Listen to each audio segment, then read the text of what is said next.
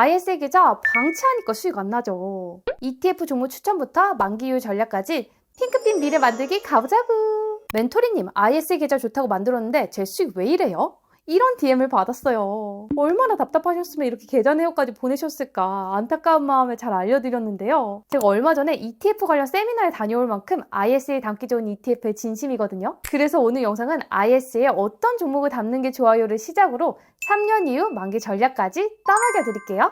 함께하면 돈이 빨리 모이는 멘토리 구독 누르고 시작해볼까요? 첫 번째는 아무따 반드시 담아야 할 성장형 ETF입니다. 바로 S&P 500 ETF, 나스닥 100 ETF죠. 이 두 개가 결국 ISA 계좌 수익을 이끄는 근본이거든요. 멘토리님, 그럼 둘 중에 뭐 사야 돼요? 그리고 타이거, 코덱스, 브랜드도 많던데 어떤 거 사야 돼요? 궁금하실 텐데요. 제가 딱 알려드릴게요. 먼저 S&P 500과 나스닥 100의 차이점을 빠르게 짚고 넘어가자면요. 일단 숫자 차이가 500과 100 이렇게 차이 납니다. S&P 500은 미국 탑기업 500개를 담은 지수이고 나스닥은 기술주 위주 100개 기업을 담은 지수입니다. 우선 최근 3년간 수익률은 나스닥 100이 훨씬 좋거든요. 성장률이 S&P 500이 평균 10%라면 나스닥 100 같은 경우는 15% 혹은 그 이상도 오르는 게 나스닥 100입니다. 주식 테마 중에 아무래도 기술주가 수익률이 좋잖아요. 그래서 이런 결과가 이어진 건데요. 그래서 나스닥 100은 조금 더 집중된 ETF라 보시면 됩니다. 근데 단점이 기술주만 있다 보니 하락장에서는 분산 투자되어 있는 S&P 500보다 크게 하락하는 경향을 보이기도 합니다. S&P 500은 전 산업을 골고루 담은 지수기 때문에 완만하게 우상향합니다. 그래서 나는 ETF는 무조건 안전하게 가고 싶다 하면 S&P 500. 아니에요. 저는 리스크가 좀 더 커도 수익률 큰 걸 가져가고 싶어요 하신다면 나스닥 100을 선택하시면 됩니다. 그럼 먼저 나스닥 100 ETF 종목 추천 갈게요. 국내 상장 나스닥 100 ETF를 비교한 자료인데요. 한 주당 가격이 타이거 나스닥 100이 압도적으로 비싸죠. 16만원. 나머지는 2만원대입니다. 그래서 소액식 적립식 투자하기에는 코덱스나 에이스가 좋습니다. 반면에 타이거는 순자산이 가장 커서 사고 팔기 편하다는 장점이 있죠. 그리고 일종의 거래 수수료라고 볼 수 있는 실부담률은 에이스가 가장 낮아요. ETF를 자꾸 사고 팔고 하시는 분들은 수수료가 중요하니까 에이스를 고르시면 되겠죠. 솔직히 말하면 셋 다 좋은 ETF입니다. 이 표를 보고 내 기준에 맞는 거 선택하시고 그것만 모아가세요. 그럼 S&P 500 중에서는 뭘 사야 할까요? S&P 500도 대표 ETF 5개를 비교해봤는데요. 우선 4개 ETF 모두 한 주당 가격이 2만원대입니다. 그래서 한 주당 가격은 선택의 기준이 못 돼서 패스. 다만 시가총액에 대해서는 타이거 S&P 500이 1등으로 좋고 연간 배당률 관련해서는 코덱스가 가장 좋습니다. 이 중 뭘 사도 좋지만 내 기준에 부합하는 ETF를 고르세요.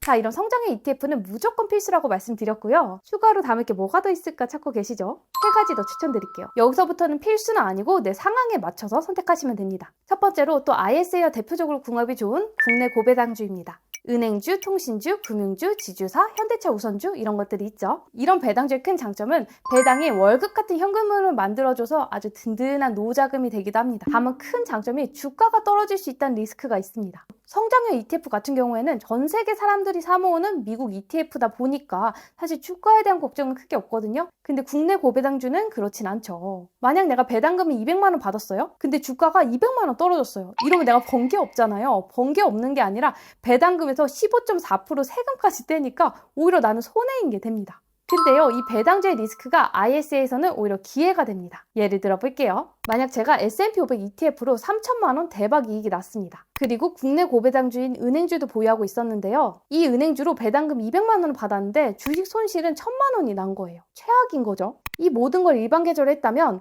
S&P 500 3천만원 수익에 대해서 462만원 세금 납부해야 되고요. 배당금 200만원 대해서 또 15.4% 세금 내야 합니다. 국내 주식 손실 1000만원이 났는데 세금 깎아주는데 아무 도움이 안 돼요. 세금만 무려 492만원. 반면에 ISA 계좌 일반형으로 이 모든 것을 했다면 세금이 198만원이거든요.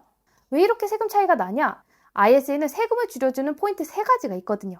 첫 번째로 손익통산이 적용돼서 은행주의 1000만원 손실이 세금을 줄여주는 쿠폰으로 적용이 되고요. 그리고 일반형이라 200만원까지 비과세 처리가 되고 나머지 초과 수익분에 대해서도 저율과세, 9.9% 저율과세가 적용되니까 이렇게 세금 차이가 확 나는 겁니다. 두 번째로 만약 우리 빅토리가 배당주에 하나 투자를 하고 싶어요. 근데 국내 배당주는 싫어요. 이렇게 하실 수도 있잖아요. 그러면 배당형 ETF를 추천해요. 주가가 빠져도 배당은 입금되죠. 실제로 배당형 ETF 투자자는 하락장에서 매도율이 낮고 장기 투자 지속률이 높다는 연구 결과가 있어요. 괜찮은 배당형 ETF 추천드릴게요. 타이거가 가장 큰 운용 규모, 거래량을 보유해서요. 기관과 개인 모두 압도적으로 많이 사는 미배당주여서 타이거 미국 배당 다우존스를 추천합니다. 그 다음 마지막으로 추천드리는 ETF는 시장이 흔들릴 때 내 계좌를 지켜주는 방어형 ETF입니다. 하락장에서 대부분의 주식이 손실 중일 때 이런 방어형 ETF는 오히려 오르기도 해요. 그래서 성장형 ETF와 궁합이 정말 좋습니다. 대표적인 안정형 ETF는 아래와 같습니다. 좀 이름이 낯선 ETF일 수도 있는데요. 우리 구독자님들 파킹 통장 좋아하시죠? 이런 ETF는 파킹형 ETF, 금형 ETF라고도 불려요. 예금보다는 높은 수익률을 보여주고요. 언제든 매도해서 주식형 자산으로 전환할 수 있기 때문에 저도 투자 대기 자금을 여기에 넣어두기도 합니다. 그럼 대표적인 방어의 ETF 보여드릴게요. 둘 다 코덱스 건데요. 실비용은 금리 액티브 ETF가 저렴하고요. 거래량과 거래대금도 훨씬 큽니다.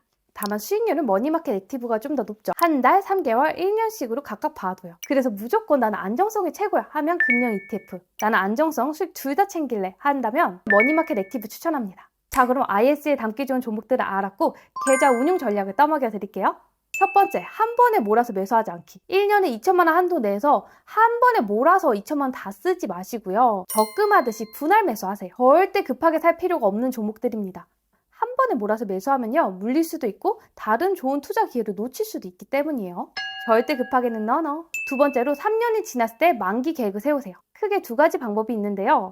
ISA 계좌 한 개를 그냥 쭉 유지를 하거나 아니면 3년마다 ISA 풍차 돌리기를 하는 거. 두 번째는 ISA 계좌를 해지하고 연금 계좌로 갈아타는 방법입니다. 만약 수익률이 가장 중요하다면 저는 첫 번째 전략을 추천해요. 왜냐면 예시로 우리가 원금 1억을 20년 동안 투자했을 때 상황을 비교해서 가정해볼게요. 연수익은 10%로 가정했습니다.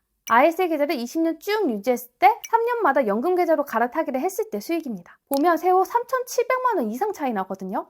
복리 효과가 정말 무섭습니다. 3년마다 9.9% 떼고 재투자하는 거 별거 아닌 것 같지만 ETF가 20년 동안 불어날 거 생각하면 이렇게 차이가 나는 거예요. 그래서 내가 만약 수익이 가장 중요하다 한다면 저는 ISA 존버를 추천합니다. 자, 그럼 최종 정리 드릴게요. ISA 운용 전략은 절대 한 번에 몰아서 하지 마시고 분할 매수 하시고요. ISA 사모으기 좋은 종목은 필수로 성장형 ETF는 꼭 담으시라고 제가 말씀드렸죠. 제가 브랜드별로 다 비교해서 알려드렸으니까 나에게 딱 맞는 거 브랜드 하나 고르셔서 그 브랜드의 ETF만 모아가세요. 여러 개 사지 마시고요. 성장형 ETF는 필수이고 나머지 3개의 종목은 내 상황에 따라서 담아주시면 좋다고 말씀드렸죠.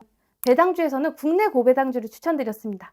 은행주, 현대차 우선주 같은 것들이죠. 만약에 손실이 난다면 배당금에 대한 세금을 줄여주는 쿠폰으로 적용할 수 있기 때문에 일반 계좌보다 ISA 계좌 투자가 훨씬 좋다고 말씀드렸고요. 그리고 해외 배당주 같은 경우에는 타이거 미국 배당 다우존스를 추천합니다. 시장에 상관없이 든든한 배당금 흐름이 지속적인 수익을 지켜줍니다. 그리고 방어형 ETF는 하락장에서 나를 지켜주는 안전벨트와 같은 ETF여서 추천드렸고요. 안정성, 수익, 동시에 챙기려 하면 머니마켓 액티브, 안정성이 무조건이야 하면 CD 금리를 추천합니다. 그리고 3년 후 만기 전략은 내가 수익을 크게 보고 싶어 하신다면 IS의 복리 효과를 믿으시고 IS의 계좌만 쭉 가지고 가시고요. 반면에 내가 세액공제 혜택이 중요하다, 노후 준비가 큰 목표다, 55세까지 돈 안 빼도 된다면 연금계좌 전환을 추천합니다. 그럼 궁금한 점은 댓글 달아주시고요. 우리 빅토리들도 좋은 ETF 한다면 댓글 달아주세요. 함께하면 돈이 빨리 모이는 멘토링 구독 부탁드립니다. 안녕!